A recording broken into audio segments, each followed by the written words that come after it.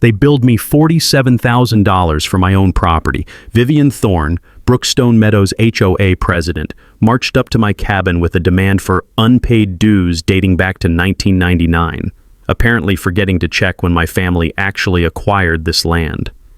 "Mr. Caldwell," she said, waving legal documents in my face. "Your little cabin has been freeloading off our community since we started. Pay what you owe or we'll foreclose within 30 days. I stood on my grandfather's porch, listening to this clipboard tyrant threaten land that's been in my family since the 1920s. The wooden boards creaked under our feet as she waited for me to panic. Instead, I smiled. "See, I'm Owen Caldwell, retired land surveyor, and I collect vintage property deeds for fun." Vivian, want to see the 1887 document that predates your entire board by over a century? Her confident smirk cracked like old paint. "What would you do if your HOA billed you for fees older than their existence? Share your HOA horror stories below. Let me tell you about my quiet little life before Vivian Thorne decided to make it her personal crusade. I'm Owen Caldwell, 52, living in my grandfather's 1920s hunting cabin on 2.5 wooded acres outside Millbrook Falls, Oregon. Every morning starts the same way. Coffee brewing on the wood stove, that rich cedar smoke curling up through Douglas fir beams, while my golden retriever Ranger stretches across porch boards that creak like old bones. The cabin's nothing fancy. Solid logs, stone fireplace, floors that groan in all the familiar spots. I've spent 3 years of retirement restoring vintage surveying equipment and maintaining the property exactly how 3 generations of Caldwells intended. The creek babbling along our eastern border sounds like nature's own white noise machine. Then 1999 happened. Some developer bought the adjacent farmland and slapped up Brookstone Meadows, 200 cookie-cutter houses painted in exactly 3 approved shades of beige. Close enough to hear their Saturday morning leaf blower symphony, far enough that I figured we'd coexist peacefully. Enter Vivian Thorne, professional neighborhood tyrant. Picture this. 58 years old, former real estate agent turned HOA president for 3 consecutive terms. She drives a white BMW with vanity plates reading, "Horeen," I swear on my grandfather's grave, and carries a clipboard like it's nuclear launch codes. This woman measures grass height with actual rulers. I've watched her patrol the development with measuring tape, issuing fines for mailboxes painted the wrong shade of forest green. She once forced the Henderson family to repaint their entire house because their beige was too warm-toned for community aesthetic standards. But here's where it gets personal. Every time a delivery truck visits my place, FedEx, propane service, grocery delivery, Vivian materializes like a bad rash. She interrogates drivers, demands delivery confirmations, claims they're disrupting our peaceful residential character. Funny how the same drivers serve her neighbors without any harassment. The message was crystal clear. My cabin was an eyesore lowering property values, and Vivian wanted it gone. Her first real attack came last March. Anonymous complaint to county code enforcement claiming my unsightly structure violated residential zoning. The smell of bureaucratic paperwork and stale coffee in that courthouse conference room still makes my stomach turn. $3,200 in lawyer fees later, I'd proven what I already knew. Grandfathered rural exemption, completely legal. Vivian's response? "We'll find another way to clean up this neighborhood." Then the harassment escalated. My chainsaw became excessively loud when I cut firewood at 2 p.m. Parking enforcement started targeting my guests on public roads. She spread rumors at HOA meetings about property values suffering due to substandard neighboring structures. The worst part? Her subtle discrimination tactics. When elderly Mrs. Washington from the development brought me homemade cookies, Vivian questioned whether I could afford proper reciprocal hospitality. When my surveyor buddy Tommy visited, she assumed he was some kind of contractor working without permits. One evening, walking my property line, I caught the scent of someone's cigarette smoke drifting through the pine trees. Vivian, lurking at the boundary, photographing my violations with her phone. The woman had turned property line surveillance into a part-time job. Here's what made the whole situation ironic.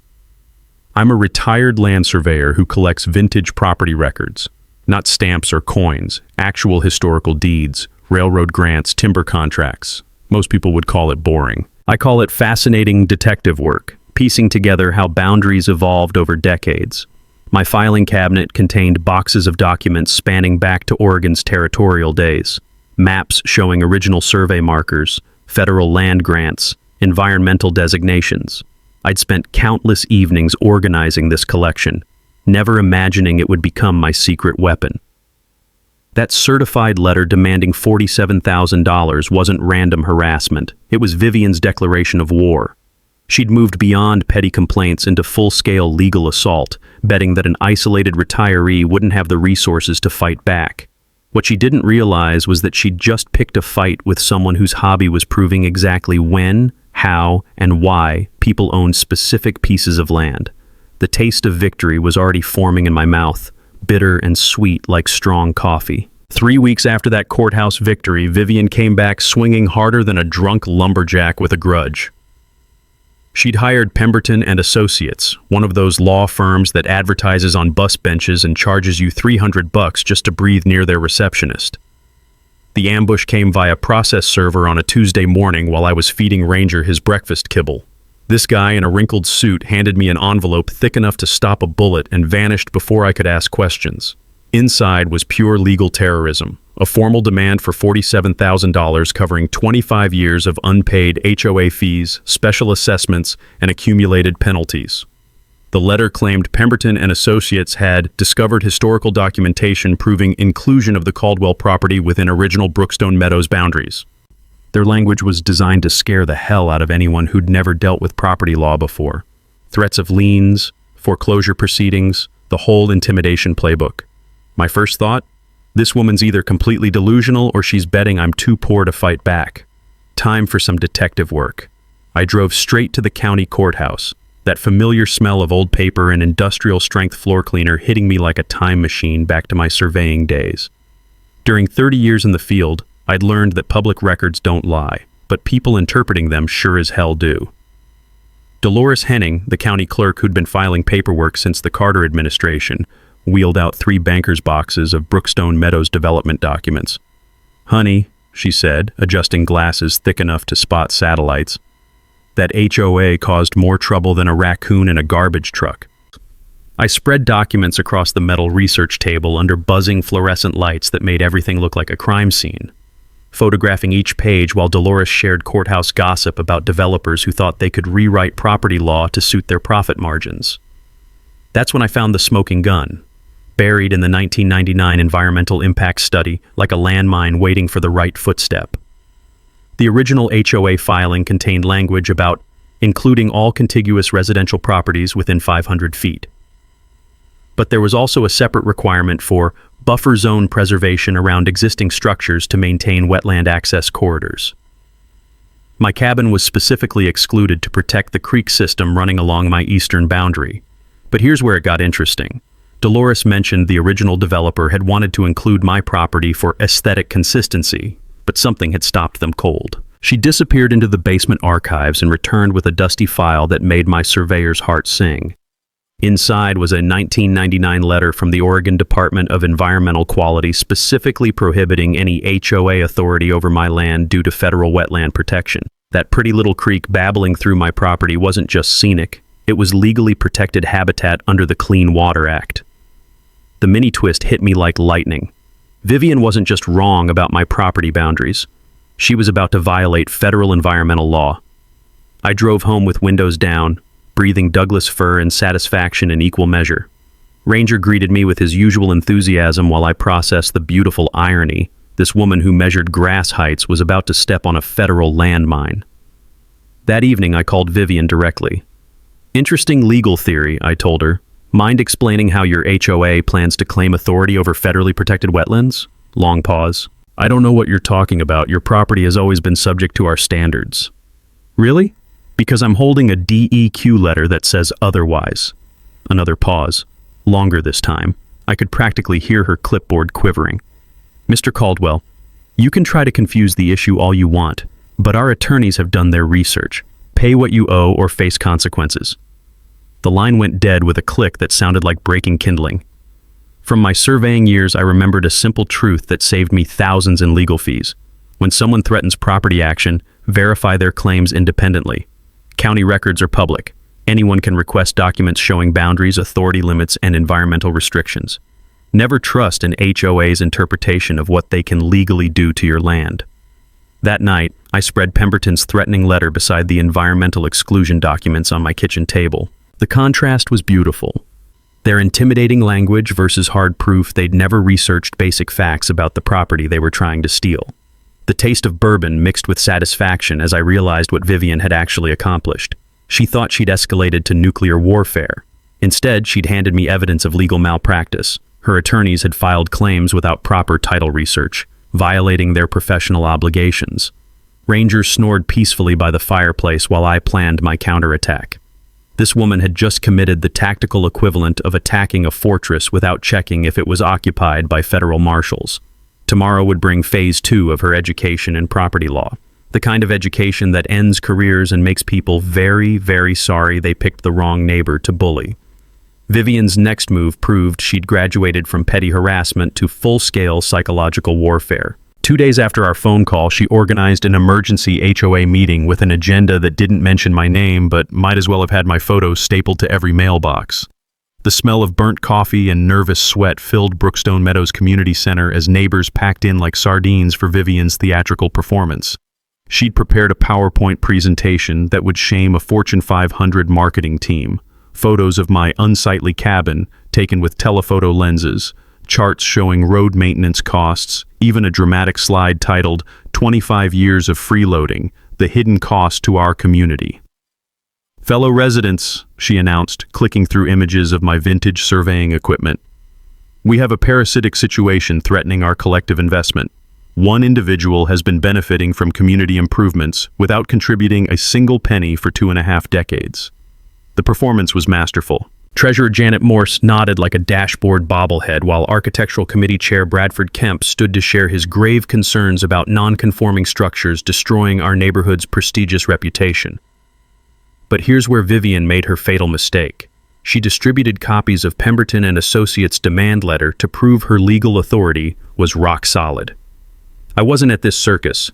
Learned about it from Mrs. Washington, who attended out of morbid curiosity and called me immediately afterward. Her voice trembled over the crackling landline. "Oh, and honey, that woman painted you like some deadbeat criminal. But something felt wrong about her whole presentation." While Vivian was busy turning neighbors into a pitchfork mob, I'd been doing what 30 years of surveying taught me, following paper trails until they lead somewhere interesting. In my home office, surrounded by the musty perfume of aged documents and rain drumming against windows like impatient fingers, I'd been excavating my deed collection. Not just the 1887 railroad grant, but every property transfer, survey map, and timber contract spanning 5 generations of Caldwell ownership. That's when I found the document that made me actually laugh out loud. Buried in a manila folder with my grandfather's old hunting licenses was a 1999 insurance survey, the one Brookstone Meadows Insurance Company had required before issuing coverage. That survey explicitly excluded my property from any HOA jurisdiction to establish precise liability boundaries. The mini twist that nearly made me spill bourbon. Someone with Vivian's exact signature had acknowledged this exclusion at the county courthouse. Either this woman had convenient amnesia, or she was betting I'd never dig up the paperwork proving her own HOA had legally disclaimed authority over my land. I called Tommy Brewster, my insurance contact who'd helped navigate coverage when I inherited the cabin. His voice carried the weight of professional experience. "Owen, any HOA attempting to include specifically excluded property commits insurance fraud. Companies investigate boundary violations like federal marshals, and they press criminal charges." From handling property disputes during my surveying career, I understood that insurance exclusions aren't suggestions. They're legal concrete. Companies require surgical precision in boundary documentation to limit liability exposure. Vivian wasn't just picking fights anymore. She was potentially defrauding her own insurance carrier while violating federal environmental protection laws. That evening brought certified mail delivery number 2, an escalated threat promising lien placement within 15 days and immediate foreclosure proceedings for willful non-compliance. The cheap paper crinkled in my hands as I read her increasingly desperate language, but instead of intimidation, I felt something unexpected, genuine pity. This clipboard dictator was excavating a legal grave so deep she'd need mining equipment to escape. I settled on the porch with Ranger and 3 fingers of bourbon, listening to that federally protected creek babble along our boundary, the same wetland system that made Vivian's entire campaign illegal under Clean Water Act provisions, the same habitat designation that had been protecting this land since before she learned to spell homeowners association. The evening air carried the scent of Douglas fir and impending justice as I processed the beautiful symmetry. Vivian thought she was systematically destroying my peaceful retirement. Instead, she was methodically documenting her own legal violations for future prosecutors. Tomorrow would bring phase 3 of building the case that would expose her campaign as systematic fraud. Not simple ignorance or overzealous enforcement. Actual criminal fraud involving insurance companies, environmental violations, and falsified property authority claims. The taste of aged whiskey mixed with anticipation as I realized this woman had just provided enough evidence to end her HOA dictatorship permanently.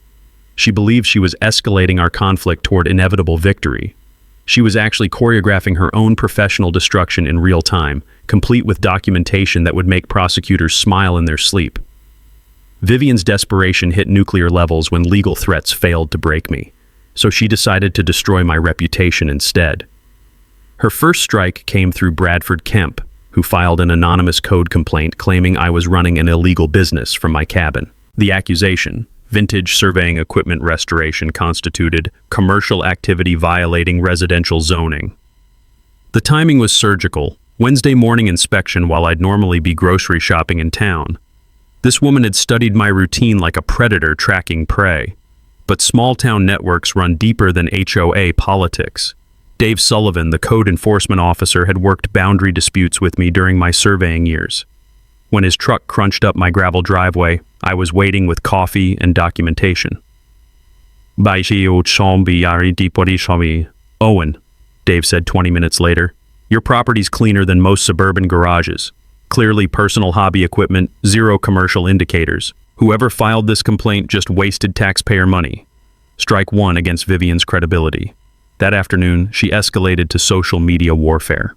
Concerned Brookstone neighbors appeared on Facebook featuring telephoto photos of my industrial eyesores and captions about threats to our family-friendly environment. The comment section became a digital lynch mob with residents sharing concerns about property values and inappropriate machinery. Bradford contributed expert commentary about aesthetic standards, while neighbors who'd never spoken to me personally demanded enforcement action. But Vivian made a crucial tactical error. She was creating documented evidence of harassment. While she built her online hate campaign, I'd been recording every boundary violation, every threatening call, every instance of her trespassing to photograph violations. Oregon's single-party consent law made these recordings perfectly legal, and I had hours of material proving systematic harassment. The mini twist that changed everything came through Mrs. Washington's evening phone call. Her voice trembled with anger. Owen, honey, 3 more residents got inspection notices right after supporting you at the meeting.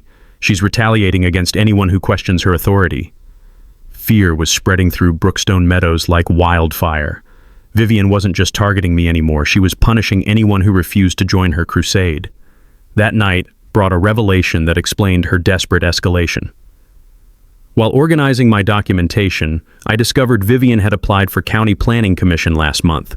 Her application showcased proven community leadership and enforcement of municipal compliance standards. She was using my persecution as a political resume builder. Every harassment campaign, every legal threat, every code violation was being documented as evidence of her proactive leadership.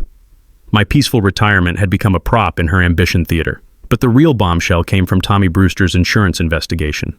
Owen, he said during our evening phone call, their insurance company is investigating irregular boundary claims.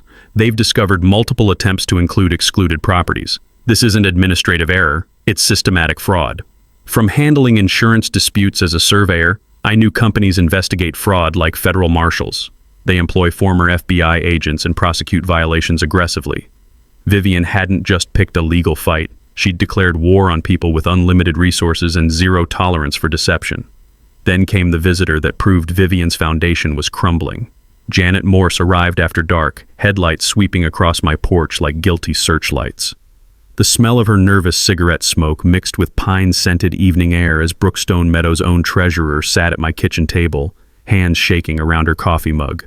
Owen, she whispered, Vivian forced this legal action without telling the board about environmental issues or insurance problems.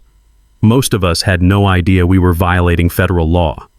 The HOA treasurer was secretly meeting with their supposed enemy because she'd discovered her president was lying to the board about fundamental legal facts. Your creek system, it's federally protected, isn't it? Janet continued. Any HOA authority over protected wetlands violates the Clean Water Act, criminal violations. She'd done independent research and realized Vivian was dragging the entire community toward federal prosecution.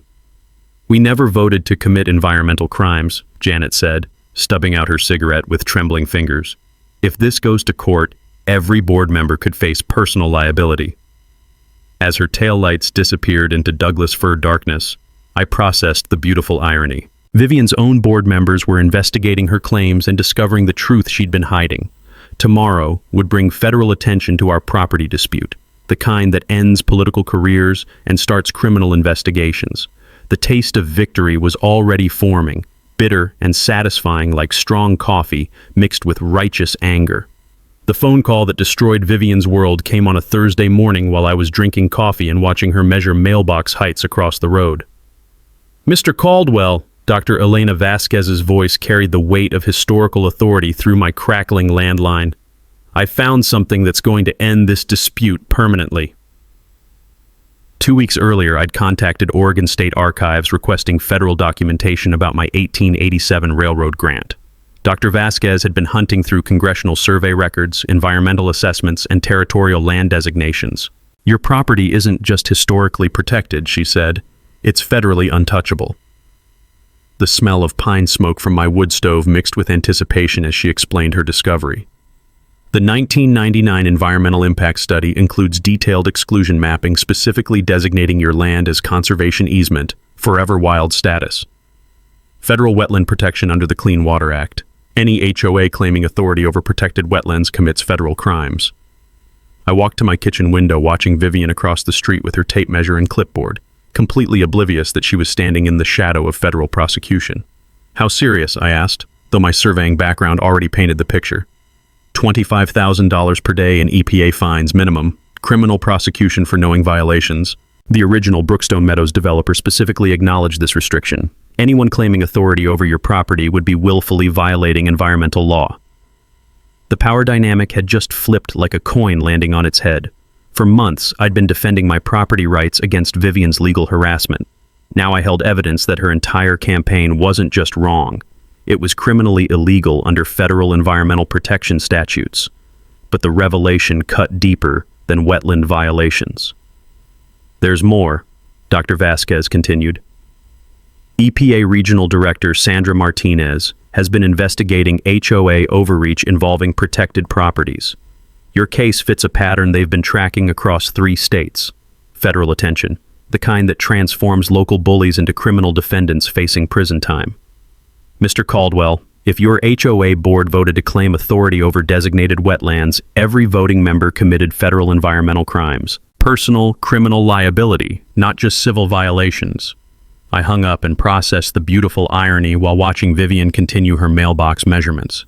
This woman who'd spent months threatening to destroy my peaceful retirement had actually been documenting her own federal law violations in exquisite detail. Every demand letter, every legal threat, every board meeting claiming HOA authority over my property was evidence of systematic environmental crime. Pemberton and Associates had filed court documents asserting jurisdiction over federally protected wetlands, professional malpractice that could end their legal careers. The personal stakes were devastating. Vivian's desperate political ambitions had dragged 200 innocent families into criminal environmental law violations. Her resume-building campaign had transformed the entire HOA board into potential federal defendants. Janet Morse's late-night visit suddenly made perfect sense. The board treasurer had realized they'd voted to commit crimes without understanding the legal implications. But here's what made this revelation beautiful. I could end Vivian's harassment with one phone call to Sandra Martinez. Federal environmental enforcement supersedes local governance disputes every single time. Instead, I decided to let her finish hanging herself with her own legal rope. She'd spent months systematically documenting federal law violations while believing she was building an unstoppable case against a helpless retiree. Every threatening phone call, every harassment incident, every claim of authority over protected property was evidence for future federal prosecutors. The taste of morning coffee mixed with justice as I watched Vivian march back to her BMW, completely unaware that federal marshals were already investigating patterns of HOA environmental crimes. Tomorrow would bring her final desperate escalation, the kind that transforms ambitious local politicians into criminal defendants facing years in federal prison. I refilled my coffee and settled onto the porch, listening to that federally protected creek bubble its way toward Vivian's legal destruction. Friday morning found me transforming my quiet cabin into a war room that would make Pentagon strategists jealous. The dining room table disappeared under a battlefield of documents, 1887 railroad grants, environmental studies, insurance exclusions, and HOA meeting minutes spread across oak planks like evidence in a murder trial. The aroma of strong coffee mixed with aged parchment as I photographed each piece of Vivian's self-destruction. But this wasn't just about organizing paperwork. This was about building a legal trap that would snap shut on anyone stupid enough to threaten my family's land. I started with the nuclear option, Dr. Vasquez's federal environmental documentation. Every photograph included GPS metadata timestamps, creating an unbreakable chain of custody that would make evidence tampering impossible. From my surveying years, I'd learned that federal courts demand precision. Sloppy documentation destroys even perfect cases. The timeline I created was brutally simple. 1887 railroad grant, 1920s cabin construction, 1999 environmental protection designation, 2024 criminal harassment campaign. No legal jargon, no complex terminology, just chronological proof that Vivian was attempting to steal land that had been legally protected longer than her entire bloodline had existed in Oregon. Then came the physical trap preparation, and this is where things got interesting. I installed motion-activated trail cameras at 6 strategic boundary positions, the same equipment deer hunters use, except I was tracking a different kind of predator. Each camera captured high-definition video with night vision, GPS coordinates, and automatic cloud backup. The beautiful irony? Every time Vivian trespassed to photograph my violations, she'd be creating video evidence of her own criminal behavior while violating federal environmental protection boundaries. But technology was just the appetizer. The main course required building an army of unexpected allies. Rivers and Ridges Wetland Conservation took my call on the second ring. Their legal director, Patricia Tatum, practically purred when I explained HOA overreach involving protected habitats. "Mr. Caldwell," she said, "this case could establish precedent protecting rural properties against suburban encroachment. We're bringing our entire legal team." Environmental groups don't mess around. They fight with federal resources, unlimited budgets, and the righteous fury of people who've dedicated their lives to protecting habitats from developers. I also contacted Oregon Historical Society about my railroad documentation collection. Turns out, complete 1887 territorial records are academically precious. Dr. Robert Martinez, their research director, agreed to authenticate my documents and provide expert testimony. Nothing destroys fraudulent legal claims like having university historians confirm your property's legitimate heritage. The media angle came through investigative reporter Samantha Tatum, Patricia's sister and a journalist who specialized in HOA abuse stories. When I explained federal environmental crimes and insurance fraud, her response was immediate. This isn't just local news anymore. Federal crimes involving environmental protection make national headlines. Now for the technical strategy that would destroy Vivian's entire operation. Environmental law operates on kindergarten simple principles. Federal protection supersedes local authority. Period. HO.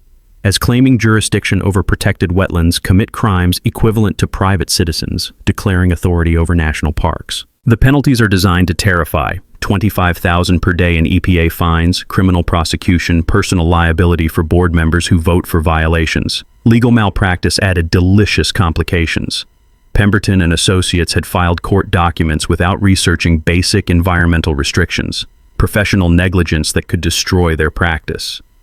State bar associations investigate attorneys who claim authority over federal property without performing due diligence. But the insurance fraud angle was pure criminal dynamite. Vivian had signed exclusion documents acknowledging my property's protected status, then later filed legal claims asserting HOA authority over the same land, Knowingly misrepresenting boundaries to insurance companies triggers criminal fraud investigations with federal prosecution potential. The financial destruction would be comprehensive and permanent. EPA violations carry personal liability. Board members face individual prosecution even if the HOA declares bankruptcy. Legal defense costs for federal environmental crimes start at 6 figures per defendant. Insurance policy cancellation would leave 200 families without coverage while facing personal liability for their board's criminal decisions. The psychological warfare was equally calculated. Vivian's entire strategy depended on intimidating, isolated victims who couldn't afford extended legal battles. She'd perfected the art of bureaucratic bullying, overwhelming people with paperwork, deadlines, and threats until they surrendered rather than fight. I planned to let her commit completely to her public position before revealing the federal evidence. Maximum humiliation, maximum legal exposure, maximum deterrent effect for future bullies targeting vulnerable property owners. Through careful community conversations, I'd been undermining her authority without revealing my weapons. Mrs. Washington mentioned concerns about legal costs. Bradford Kemp's wife questioned whether this harassment was really necessary. Even Janet Morse was privately investigating environmental implications. By Monday, Vivian would make her final desperate moves, probably involving sabotage, bribery, or retaliation against anyone questioning her leadership. I was ready to spring the trap that would end her career permanently. Monday morning brought Vivian's most desperate sabotage attempt yet, and the moment I knew she'd completely lost her mind. Bradford Kemp filed another anonymous complaint claiming I was operating a hazardous waste facility due to my vintage surveying equipment restoration. The accusation was so absurd it bordered on comedy. Apparently, cleaning brass instruments with mineral spirits constituted environmental contamination threatening groundwater safety. The timing revealed her surveillance obsession. The complaint was filed for Tuesday inspection during my usual hardware store run. This woman had been studying my schedule with the dedication of a CIA operative planning an assassination. But Vivian had made a crucial tactical error. She'd escalated to involving county environmental health, which meant actual scientists would be investigating her claims. Environmental Health Inspector Maria Santos arrived Tuesday morning while I was waiting on my porch with documentation and coffee. The smell of diesel exhaust from her county truck mixed with morning pine scent as she explained the hazardous materials complaint. 20 minutes later, Maria was laughing at the absurdity. "Mr. Caldwell," she said, photographing my meticulously organized restoration workspace. "Whoever filed this complaint has never seen actual environmental contamination. Your setup is cleaner than most commercial workshops." But Maria's visit revealed something more interesting. This is the third frivolous environmental complaint filed against the same address in 2 months. Our department's starting an investigation into malicious reporting. Strike 3 against Vivian's credibility with county officials. That afternoon brought her social media escalation to full-scale character assassination. Concerned Brookstone neighbors exploded with new posts featuring aerial drone footage of my property. Apparently, Bradford had invested in surveillance technology. The captions painted my cabin as an environmental hazard and industrial blight destroying family neighborhoods. Comments became increasingly vicious. Residents who'd never spoken to me demanded immediate enforcement action and questioned why authorities weren't protecting children from toxic exposure. But social media warfare requires careful documentation, and I'd been screenshotting every post, every comment, every malicious accusation. Oregon's cyberbullying laws cover systematic online harassment campaigns, and Vivian was creating perfect evidence of organized defamation. The mini twist that changed everything came through my trail camera footage. Wednesday night, motion sensors triggered cameras along my eastern boundary. The footage was beautiful. Vivian and Bradford trespassing onto my property at 11 p.m., using flashlights to photograph my equipment storage shed from inside my fence line. High-definition video captured them discussing evidence gathering and documenting violations while standing on federally protected wetland property. They'd committed criminal trespassing while violating environmental protection laws, all recorded in crystal-clear detail. But Thursday brought the revelation that proved Vivian had completely abandoned any pretense of legal authority. Janet Morse called requesting an emergency meeting, her voice trembling with barely controlled panic. We met at the coffee shop in town, the smell of espresso and fear mixing as she explained the HOA board's secret discovery. "Owen," she whispered, Vivian hired a private investigator to research your background. She's looking for anything: financial problems, legal issues, personal scandals, anything she can use to destroy your credibility. The HOA president was now paying private investigators to conduct opposition research against a retiree who'd never threatened anyone except her ego. That's not the worst part, Janet continued. She approached 3 board members about special assessments to fund extended legal action. She wants to levy every homeowner an extra $1,000 to keep fighting you. Vivian was planning to tax her entire community to fund her personal vendetta against my family's land. But Janet's final revelation was the smoking gun that proved criminal intent. She offered me a $5,000 consulting bonus to vote for the assessment. When I refused, she threatened to have me removed from the board for failure to support community interests. Bribery. Attempted corruption of elected officials. Vivian had crossed from harassment into felony territory. That evening, my phone rang with news that made the whole situation even more surreal. "Mr. Caldwell," said a professional voice, "this is Regional Director Sandra Martinez from the EPA's Environmental Crimes Division.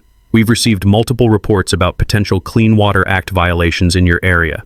Would you be available for an interview regarding HOA overreach involving protected wetlands? The federal government was calling me." Sandra explained that EPA had been tracking patterns of HOA environmental crimes across 3 states, cases where neighborhood associations claimed authority over protected habitats, usually targeting elderly or isolated property owners who couldn't afford extended legal battles. "Your situation fits a documented pattern," she said. "We're particularly interested in any systematic harassment involving federally protected property." I hung up and processed the beautiful justice of it all. Vivian's desperate escalation had attracted federal attention to exactly the kind of environmental crimes she'd been committing for months. Tomorrow would bring her final gambit, probably involving media manipulation, fraudulent legal claims, or outright sabotage of my property. But now she wasn't just fighting a retired surveyor with a collection of old deeds. She was fighting the federal government. Friday brought Vivian's final gambit, and the moment she sealed her own criminal fate with federal authorities watching. The morning started with Pemberton and Associates filing a quiet title action, claiming the HOA had discovered adverse possession rights over my property due to community maintenance of adjacent areas. Legal gibberish designed to sound intimidating while being completely meaningless. But the real bombshell came with their attached notice of intent to foreclose, posted directly on my front door like I was some deadbeat abandoning a crack house. This woman had just filed fraudulent court documents claiming ownership of federally protected wetland property. The absurdity would have been hilarious if it weren't so criminally stupid. Adverse possession requires 10 continuous years of open, hostile use. Vivian's HOA had never used my property, maintained it, or even acknowledged its existence until March 2024. Their own meeting minutes proved first contact was recent, but her media manipulation reached peak desperation that afternoon. Channel 7 News arrived for Vivian's scheduled interview about community action against property tax deadbeats. She'd somehow convinced them this was a story about civic responsibility rather than criminal harassment of protected federal property. I watched from my kitchen window as she performed for cameras wearing her power suit and gesturing toward my cabin like a prosecutor presenting evidence of mass murder. "This individual has been freeloading off community improvements for 25 years, she announced to the news crew. While hard-working families pay their fair share, some people think they're above contributing to neighborhood maintenance." The irony was beautiful. Vivian was creating broadcast evidence of her criminal claims over federal property while EPA investigators were already building a case against her. But her performance included a lie so outrageous it crossed into defamation territory. Mr. Caldwell operates an unlicensed business from his property while refusing to pay fees that fund road maintenance, landscaping, and community safety services. Complete fabrication. My property had never benefited from HOA services, used HOA amenities, or been subject to HOA authority. She was literally making up services to justify fraudulent fees. The mini twist came when reporter Amanda Lopez asked for my response to the allegations. I'd be happy to provide documentation proving Mr. Caldwell's property was specifically excluded from HOA authority due to federal environmental protection, I told her through my screen door. I have 1887 deeds, 1999 environmental studies, and EPA correspondence confirming this land's protected status. Amanda's journalistic instincts activated immediately. Federal protection? What kind of environmental issues? Wetland habitat protection under the Clean Water Act. Any HOA claiming authority over protected federal property commits environmental crimes. I watched Vivian's confident expression crack like ice under spring sunshine. That evening brought the insurance investigation that proved her fraud was systematic rather than accidental. Tommy Brewster called with devastating news for everyone in Brookstone Meadows. Owen, their insurance company is canceling coverage effective immediately. Multiple fraudulent boundary claims, systematic misrepresentation of excluded properties, and potential criminal violations of environmental law. 200 families were losing homeowners insurance because their HOA president had been lying to insurance companies about property boundaries for months. It gets worse, Tommy continued. The company's reporting this to state insurance fraud investigators. Knowingly, including excluded properties, constitutes criminal deception. Vivian wasn't just facing EPA charges anymore. She was looking at insurance fraud prosecution with potential prison time. But her final desperate move proved she'd completely abandoned rational decision-making. Saturday morning, I discovered fresh orange spray paint marking property boundaries along my fence line. Someone had trespassed overnight to mark what they considered HOA territory, using federal property as their canvas. My trail cameras captured everything. Vivian and Bradford, wearing dark clothing, spray painting my fence posts at 2 a.m. while discussing establishing clear community boundaries. Criminal vandalism of federal property, captured in high-definition video with audio recording their criminal intent. The EPA investigation accelerated dramatically when I forwarded the video to Regional Director Martinez. Her response was immediate. Mr. Caldwell, we're treating this as an active environmental crime investigation. Please document any further harassment or property damage. Federal law enforcement was now investigating Vivian's campaign as systematic environmental crime rather than civil property dispute. Sunday brought the community uprising that proved even her supporters were abandoning ship. Janet Morse organized a secret meeting with reasonable board members to discuss emergency leadership changes. Word spread through Brookstone Meadows like wildfire. Residents realized their HOA was facing federal prosecution while losing insurance coverage due to their president's criminal behavior. The petition demanding Vivian's immediate resignation collected 47 signatures in 6 hours. Monday would bring the final confrontation. Vivian's planned emergency board meeting to authorize maximum legal action against my property. She'd invited media coverage to document community solidarity against freeloaders. Instead, she'd be walking into federal custody while her own community demanded her resignation. The taste of victory was already forming, sharp and satisfying like coffee mixed with perfect timing. Monday evening's HOA meeting packed the Brookstone Meadows Community Center like a courthouse during a murder trial. Except tonight, the killer was about to convict herself on live television.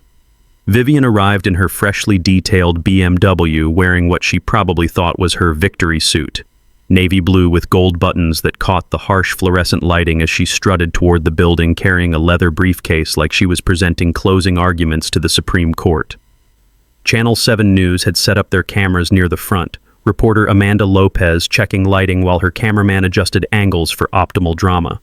The smell of burnt coffee and nervous sweat filled the air as nearly 200 residents crowded into a space designed for maybe 50 people. I entered carrying my weathered surveyor's case filled with a century's worth of legal ammunition, nodding to Dr. Elena Vasquez from Oregon State Archives, who'd driven down with official credentials and federal documentation.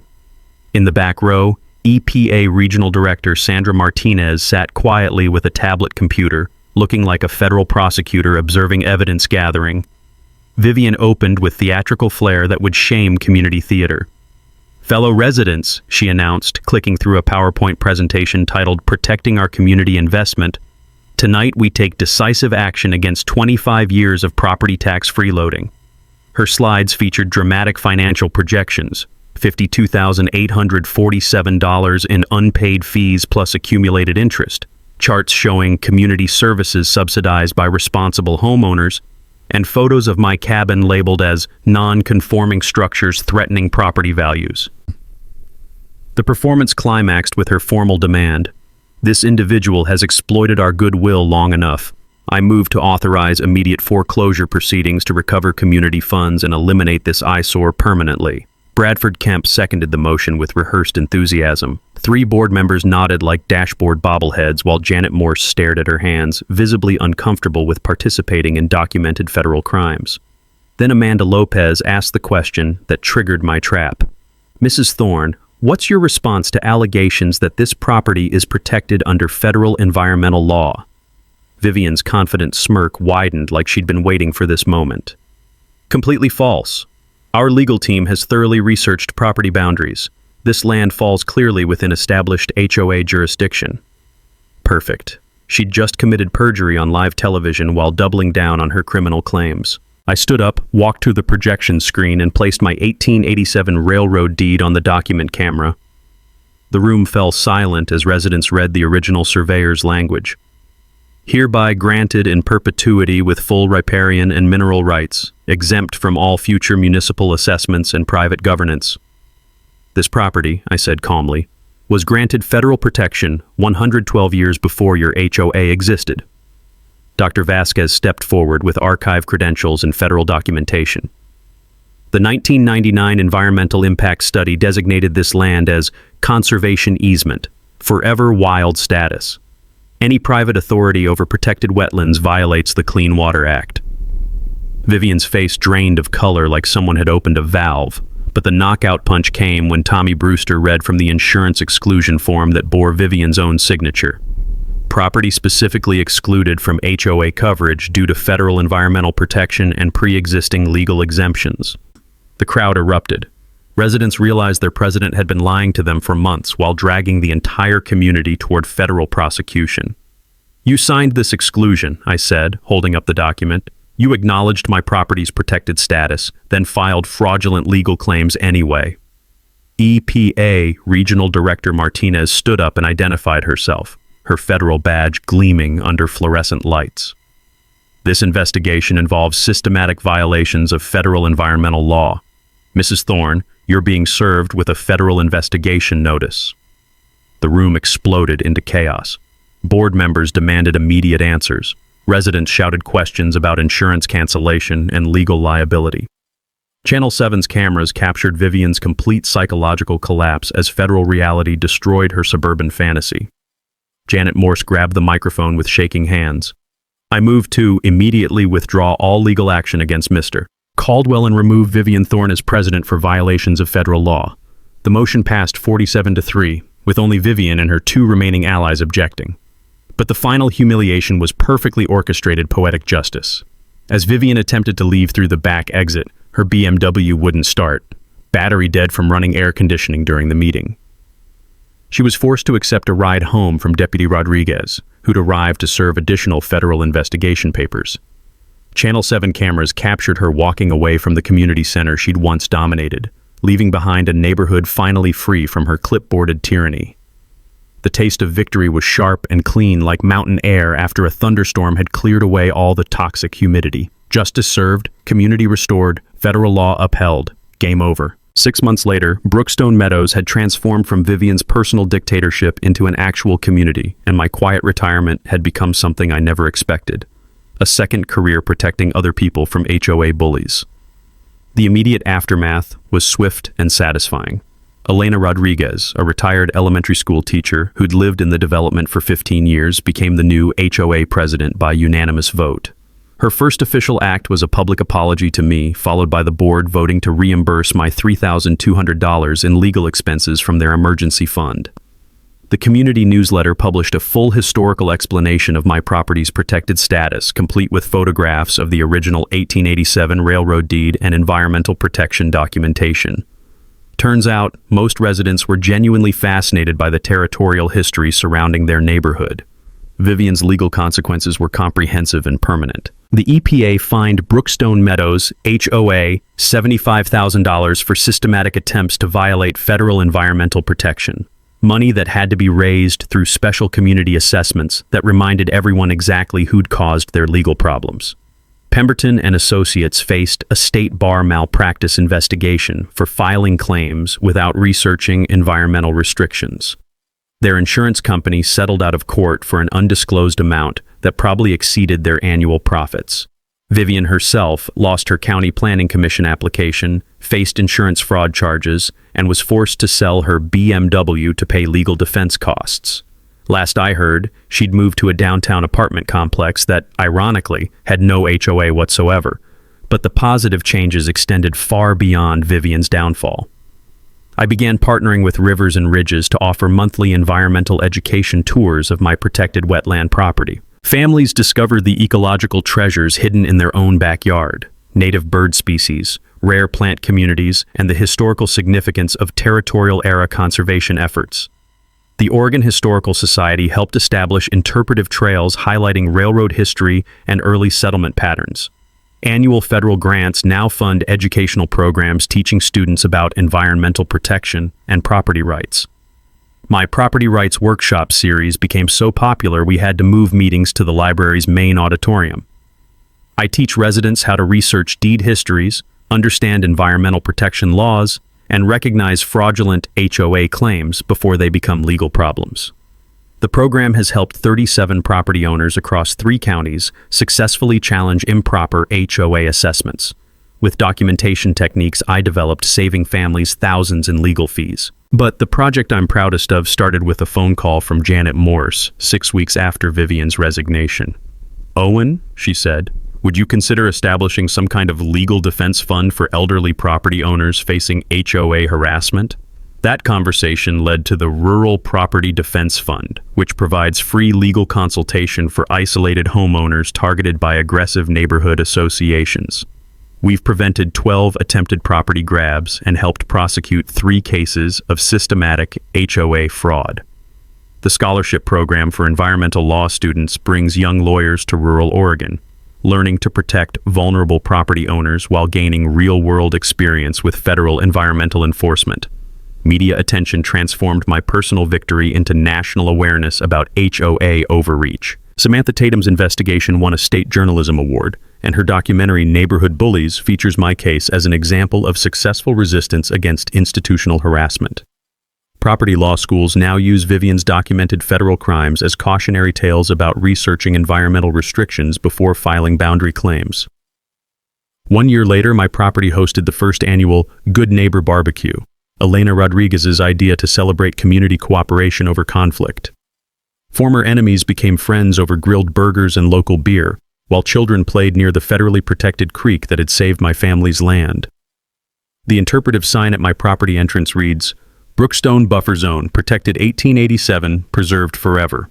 Below that, a smaller plaque adds, "Dedicated to all property owners who refuse to surrender their rights to neighborhood bullies." Here's what I learned that everyone dealing with HOA harassment should remember. Always research your property's historical status before accepting any association's claims. Environmental protection laws supersede local governance every single time, and federal agencies take boundary fraud seriously when properly documented. So Owen walked away with his land, his dignity, and a federal case that's kept lawyers talking for years. But what did we really just what's happened here? This is what happened when ordinary people decide they have enough. Owen wasn't some hush-hush lawyer or political insider. He was just a guy who knew his rights and refused to be pushed around. See, bullies like Vivian's count on one thing. That's you'll be too scared, too tired, too broke to fight back. They perfected this playbook of intimidations because it usually works. Most people just pay the fine and move on. But every once in a while, someone sign up today. Someone who willing to do the homework, gather the evidence, and stand up when it matters. Owen proved that you don't need money or connection to win. You just need to be right and be patient. That creek on his property didn't just protect wetland. It protected the idea that your home is still your castle, no matter who thinks they can take it from you. How many times have you been told to just follow the rules by someone who never bothered to check if the rules were even legal? This story matters because It showed that fighting back isn't just possible. Sometimes it's necessary. What would you have done in our zoo? Let me know in the comment. And don't forget to subscribe for more stories about regular people refusing to back down. Share this with anyone who needs to remember that David can still beat Goliath. Your rights don't disappear just because someone has a clipboard.